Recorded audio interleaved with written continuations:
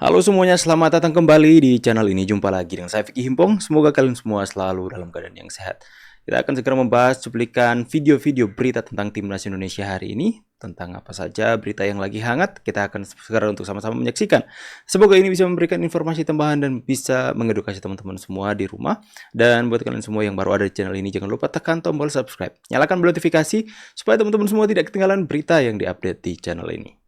Sejauh mana Indonesia bisa bertahan dalam kualifikasi Piala Dunia? Ini kata Bung Satu ini. Sejauh mana Indonesia bisa bertahan dalam kualifikasi Piala Dunia? Gini logikanya, waktu kita nggak punya naturalisasi, kan Sinteyong udah bilang, naturalisasi itu untuk level Asia. Sekarang kan udah punya, jadi ya harus udah bisa bersaing di ronde 3 ini gitu loh. Karena apa? Karena sudah diperlengkapi dengan naturalisasi.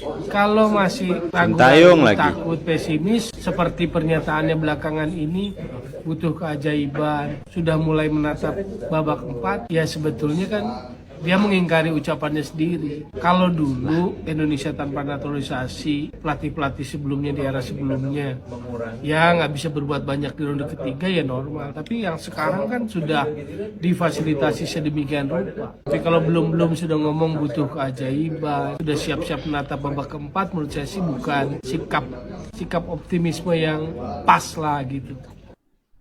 Saya pikir si Bung Towel kita ini benar-benar nggak fair penilaiannya, teman-teman ya. Ya, apa dia? Sudahlah, nggak usah bahas. Tenang. Next aja. Nah ini, tergabung dengan grup neraka Calvin Verdong. Dia berkata begini, ini baru pertandingan yang sesungguhnya. Orang-orang lain ya, netizen Indonesia malah gugup ketemu tim-tim besar Asia seperti Jepang, Australia, tuh, Arab Saudi, teman-teman ya. Tapi Calvin Verdong ini baru bilang, ini baru pertandingan yang sesungguhnya. Mantap, mental seperti itu yang kita butuhkan, teman-teman ya. Saya berharap bahwa mental seperti itu bisa diimpartasi kepada pemain-pemain timnas Indonesia yang lainnya ya. Khususnya pemain-pemain lokal kita yang ada di timnas. Breaking news guys, berikut ini update terbaru dari Big X alias Elkan Baggett. Sebelum gue lanjut, ganti gue dulu, hilangin tanda tambah di sebelah, dipencet. Diminati tim Inggris katanya ya. Guys, kabarnya Elkan Baggett diminati 2 tim asal Inggris.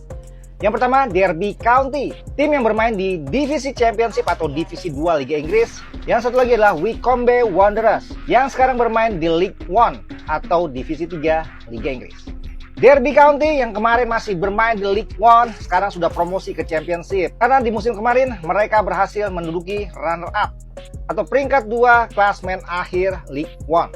Sedangkan Wycombe Wanderers berada di posisi ke-10 di klasmen akhir League One juga guys. Dan musim ini masih berada di turnamen yang sama. Kalau gue pribadi, gue pengen Elkan Baggett main di Divisi Championship bersama Derby County. Karena kemarin bersama Bristol Rovers, Elkan Baggett bermain di Divisi 3 atau League One. Ya, semoga aja dimanapun nanti Elkan Baggett bermain, dia dapat menit bermain yang cukup supaya bisa meningkatkan performanya lagi. Dan yang paling penting, Elkan Baggett bisa kembali lagi ke timnas Indonesia. Komentarnya guys, sikat! Yes. Rasa-rasanya target 100 besar FIFA yang dibebankan PSSI pada Sinteyong jelas merupakan target yang tinggi, namun juga realistis.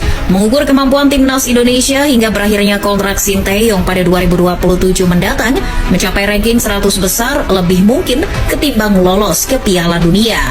Saat PSSI memasang target tinggi buat STY, Vietnam Football Federation justru memasang target yang terbilang receh bagi pelatih anyar Kim Sang-sik.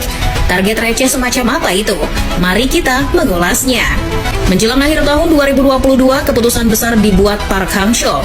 Hang-seo memutuskan tak memperpanjang kontraknya yang berakhir Januari 2023. Sepeninggal Hang-seo, Philippe Troussier ditunjuk menukangi pasukan Nguyen. Dari sinilah Vietnam yang perkasa itu mulai tak ubahnya timnas Kepulauan Solomon. Hang-seo sempat memberi kemenangan atas Indonesia, yaitu di leg kedua semifinal Piala AFF yang berlangsung 9 Januari 2023. Itu menjadi kemenangan terakhir Vietnam atas Indonesia. Mirisnya, saat sudah ditukangi mantan pelatih Olympique Marseille, Vietnam selalu kalah atas Indonesia. 1 di Piala Asia dan 2 di kualifikasi Piala Dunia 2026 zona Asia. Yang cukup mengejutkan bukan hanya tim senior yang dipukul mundur Indonesia. Di level U16, Vietnam juga disetrika. Di perebutan tempat ketiga ASEAN Boys Championship U16 kemarin, Vietnam dilumat pasukan Nova Arianto 5 gol tanpa balas. Melanjutkan kerjasama dengan Trozier bagi Vietnam rasanya bukan keputusan yang bijak. Ketimbang melatih Vietnam, barangkali Trozier lebih cocok melatih Persidafon Davonsoro. Akhirnya, federasi pun menunjuk Kim Sang-sik untuk menukangi timnas Vietnam. Sama seperti STY, Sang-sik berasal dari Korea Selatan. Di negeri ginseng, konon Sang-sik adalah rival Shin Tae-yong. Kalau benar begitu, berarti bukan hanya Malaysia yang sengaja ingin menyaingi Indonesia dengan mendatangkan orang yang berkaitan dengan STY, tapi juga Vietnam. Yang lucu, oleh Federasi Sepak Bola Vietnam, Sang-sik malah tidak ditarget tinggi. Malahan target yang dibebankan Federasi Sepak Bola Vietnam ke Sang-sik cenderung receh.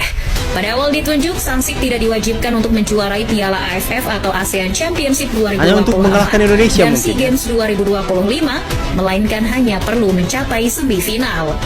Iya, itu benar, ente tidak perlu memeriksakan kuping ke klinik THT. Bayangkan, raksasa Asia Tenggara yang sudah 2 kali juara Piala AFF tidak ditarget untuk menjuarainya lagi.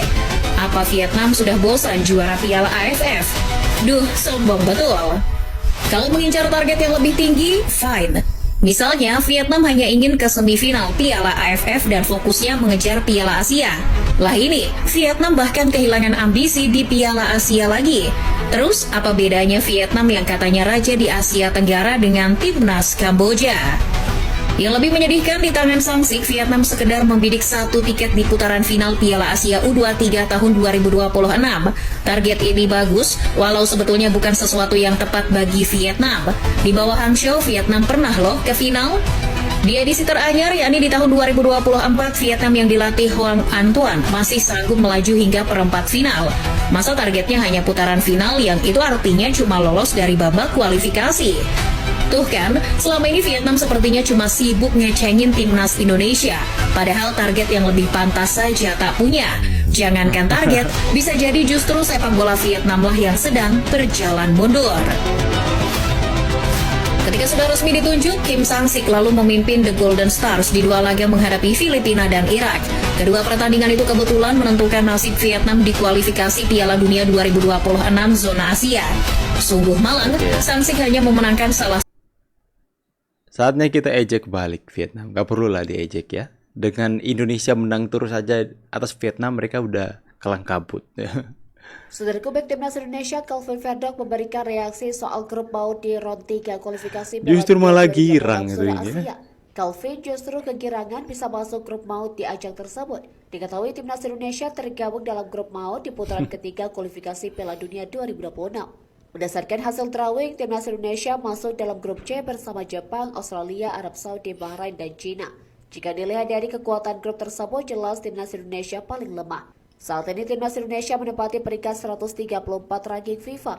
Posisi Garuda tersebut sangatlah jauh dari peringkat tertinggi di grup C, yakni Jepang yang berada di posisi 17 dunia.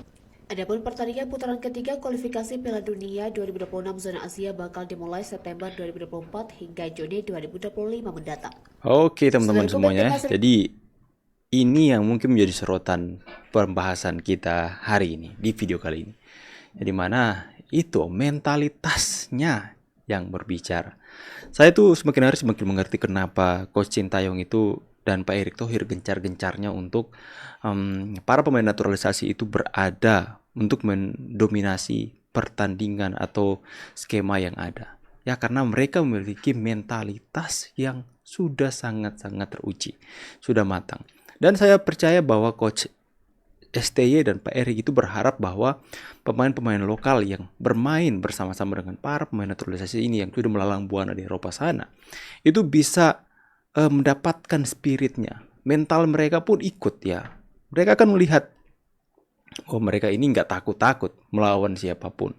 Dan seperti Rizky Ridho, Marcelino Ferdinand, Asnawi, Witan, mereka pun akan seperti ya terkamiri dengan mentalitas Calvin Verdonk, Jai Izas, yang dimana mereka ya pasti mereka berpikir Ngapain takut? Sama-sama makan nasi. Kita sama-sama latihan bola sejak kecil. Kita sama-sama bisa tendang bola. Kita sama-sama bisa menggiring bola. Ngapain takut? Fight yuk. Ya, seperti itu. Mentalitas seperti ini yang kita butuhkan untuk bisa menunjukkan performa yang terbaik dalam kualifikasi Piala Dunia. Ya, jangan seperti yang katakan Bung kita di awal video tadi ya teman-teman ya. Bung siapa ya? Bung Well. Jadi inilah mentalitas yang diperlukan ya. Percuma kita mengasah skill tanya-tanya, tapi ketika kita berada di lapangan kita sudah takut, gugup. Semua yang dipelajari, semua talenta itu nggak akan keluar dengan maksimal. Saya benar-benar yakin sebaik apapun skill seorang pemain, kalau dia mentalnya kalah, itu pasti akan berpengaruh pada skillnya teman-teman. Makanya Coach STY terus-menerus melakukan penerapan bagaimana melatih mental, fisik para pemain agar supaya semakin di-upgrade. Dan kita melihat bahwa mereka gak takut-takut lagi ya. Apalagi Justin Hubner ya. Bola boleh lewat, tapi kaki nggak bisa lewat.